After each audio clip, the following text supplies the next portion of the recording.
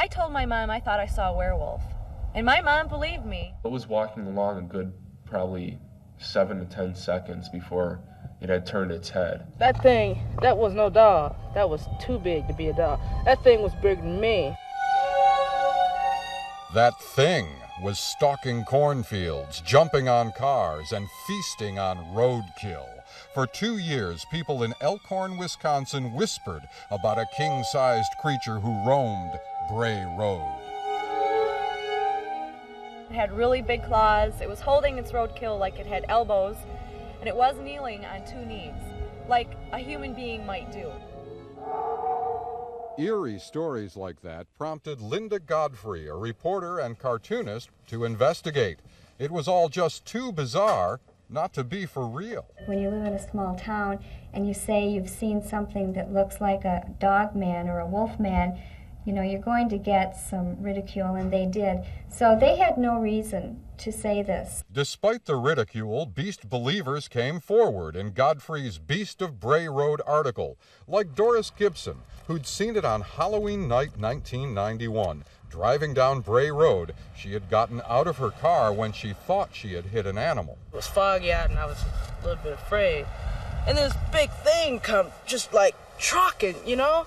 Just trucking down the road at me, man. I looked at it and I'm like, ah! And I ran, I got back in the car. You know, and before I peeled off, that thing scratched the back of the car. Tom Brichta's car was also scratched by the creature from Bray Road.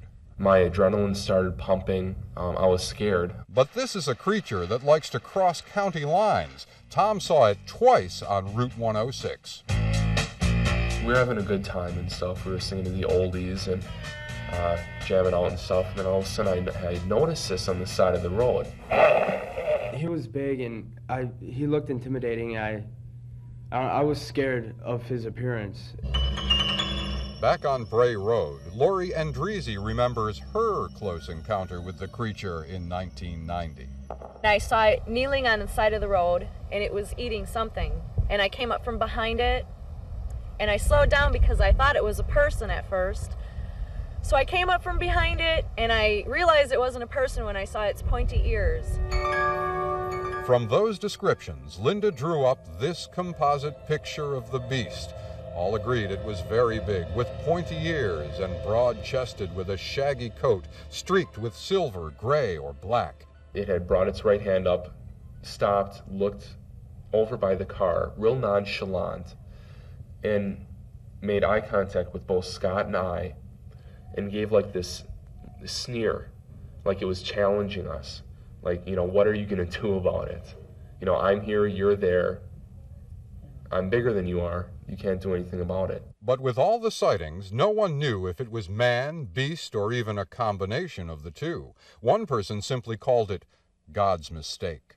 I would assume that what they saw was some sort of an animal, probably dog-like in nature, either a loose dog or a coyote. I just said, it's a big animal, and it's upset. It's really upset. If werewolves do exist, this is probably a werewolf. Hey, what are you doing? Once the W word was spoken, werewolf mania broke out in Elkhorn. T-shirts were gobbled up and personal capture permits were issued courtesy of Hairy Face. Even the local bakery made Beast of Bray Road cookies, touting them as werewolf cookies that will make you howl.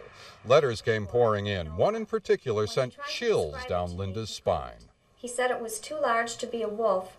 It had a terribly unkempt look to its fur, wild, not normal. Elaine Bushman was describing what her husband Robert had witnessed in 1991. The Bushmans live in St. Nazian and were just passing through town when Robert spied the creature. They knew nothing of the beastly tales that haunted Elkhorn.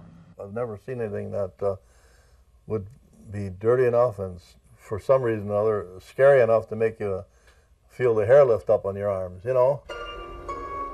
So, is it a dog, coyote, or werewolf? Believe what you will, but just remember, it's here, just waiting.